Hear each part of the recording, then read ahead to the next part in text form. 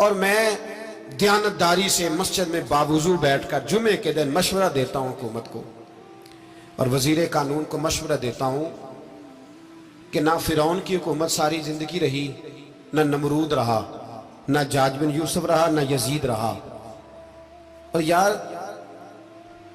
درباری بن کے حکمرانوں کی چاپلوسی کرتے کرتے تم یہاں تک آ گئے ہو کہ اب نبی پاک کی عزت کو آنچ ڈالنا شروع کر دیا ہے۔ اور آپ یقین کریں سیاسی جماعتوں کا اتنا برا حال ہے کہ ان کے لیڈر کے بارے میں کوئی بات کرے تو پاگل ہو جاتے ہیں یہ احتجاج کر کر کے، اور اس نے ڈائریکٹ کہہ دیا کہ ختم نبوت کا مسئلہ ہی کوئی نہیں، جو دین کی بنیاد ہے، کسی کو پرواہ نہیں۔ مجھے تو ان لوگوں کی فکر ہو رہی ہے جن لوگوں نے انہیں ووٹ دیے ہیں، وہ اللہ کو کیا جواب دیں گے۔ اور یہ اللہ ماشاءاللہ ساری سیاسی جماعتیں اس طرح کی۔ اور میرا وزیر قانون صاحب کو بھی مشورہ ہے کہ زندگی بڑی تھوڑی ہے، بڑی تھوڑی، اللہ سب کو معاف کرتا ہے، اپنے رسول کے غداروں کو معاف نہیں کرتا۔ اور یہاں تمہاری گاڑیوں پہ جھنڈے لگے ہوئے ہیں، وہاں بھی تمہارے جھنڈے لگیں گے، پر اس لیے لگیں گے کہ یہ غدار ہے ناموس رسالت کے، یہ جھنڈے لگیں گے۔ شرم کرو اور ڈر جاؤ، بس کر دو۔ تمہارے منہ میں اب دانت پورے نہیں رہے، کوئی شوگر کا مریض ہے تو کوئی بلڈ پریشر کا، تو کوئی ہارٹ کا، تو کوئی کینسر کا۔ شرم کرو اور اپنی قبر کی بھی تھوڑی سی فکر کرو۔ بتاؤ پاکستان کے کتنے صدر گزرے، وزیر اعظم گزرے، تو ان کی قبریں کہاں ہیں؟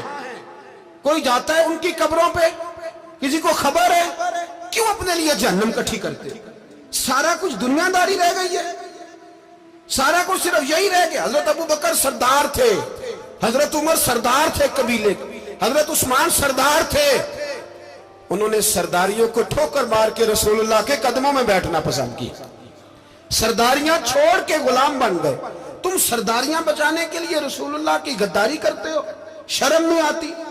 اور قوم شکوہ ہے مجھے ان لوگوں سے جو مولوی تو کہہ دیتے ہیں تو سیاست نکار، اور کسی سیاستدان کو منع نہیں کرتے کہ جب تجھے سورت فاتحہ بھی نہیں آتی تو تجھے کس نے اجازت دی ہے اتنی بڑی بات؟ اور میں نے پچھلے سے پچھلے جمعے بھی کہا تھا، پھر کہتا ہوں اور آن دی ریکارڈ کہتا ہوں، مرزائی کل بھی کافر تھے، آج بھی کافر، اور قیامت تک، اور جو ان کے کفر میں شک کرے وہ بھی، اور پکا بے ایمان ہے، کافر ہے۔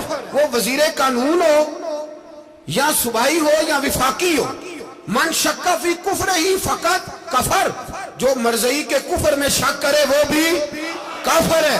ہمارے رسول آخری رسول ہے، ہم کسی کو یہ اجازت نہیں دیں گے کہ وہ ختم نبوت میں رخڑا ڈالنے کی کوشش کرے، ہم کسی کو یہ اجازت ہے۔ اور تم نے قوم کو لوٹا، لوٹتے رہو، اب ایمان پہ ڈاکے تو نہ ڈالو۔ تمہیں دولت لوٹ کے پیٹ نہیں بھرا، اب ایمان لوٹنا شروع کر لیا ہے۔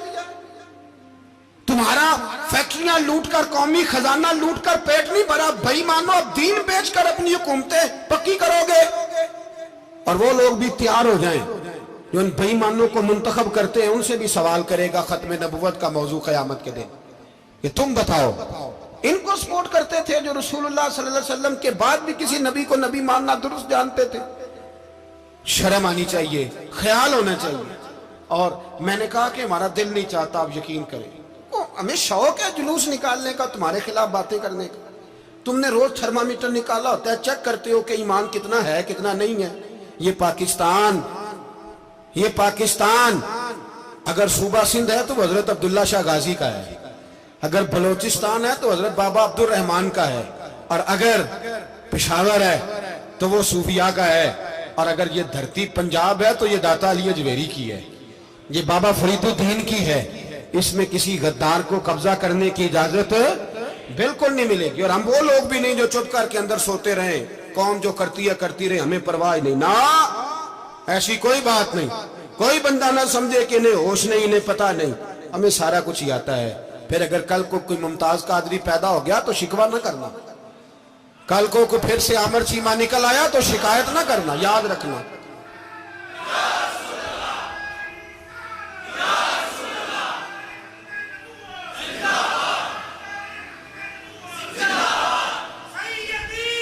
تو میرے بھائی کھول کے بولو، یا نبی رسول کے صلی اللہ علیہ وسلم۔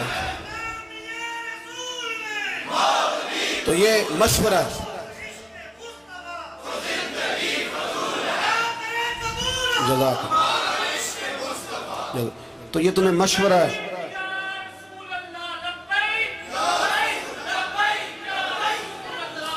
میری بات سنیں، یاد رکھیں، یہ لوگ بعد میں پچھتاتے ہیں، پھر مناظرے کراتے پھرتے ہیں اس نے صحیح کیا کہ غلط کیا، پھر انہیں ہوش آتی ہے بعد میں، پھر ان کے ہواری نکل نکل کے میدانوں میں دلیلیں دیتے ہیں. اس لیے ہمارا مشورہ ہے انہیں کہ یہ اپنی حد میں رہیں، اور جو کام تمہارے ذمہ، میں نے کہا نا تم نے بڑا لوٹا، یہ قوم روز تمہیں موقع دیتی ہے لوٹنے کا، یہ موقع دیتی ہے، تو تم نے دولت لوٹ کے پیٹ نہیں بھرے، اب ایمان لوٹنے کے چکر میں آ گئے ہو. یاد رکھو مسلمان گناہگار ہیں، غدار نہیں ہیں.